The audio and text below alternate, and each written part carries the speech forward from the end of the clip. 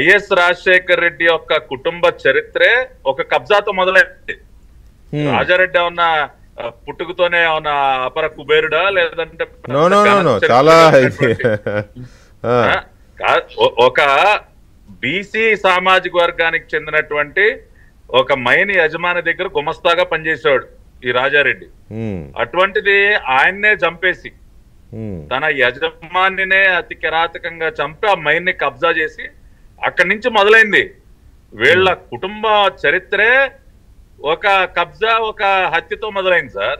లేదంటే వీళ్ళకి ఏముందండి, వీళ్ళకి ఒక అడ్రస్సా ఊరా పేరా అక్కడతో మొదలైనటువంటి వీళ్ళ నేర చరిత్ర ఆ తర్వాత అంచెలంచెలుగా పెంచుకుంటూ వచ్చారు.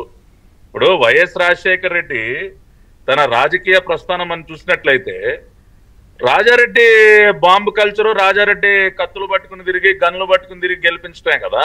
అవును, ఎక్కడైనా వీళ్ళు ఎప్పుడైనా ప్రజా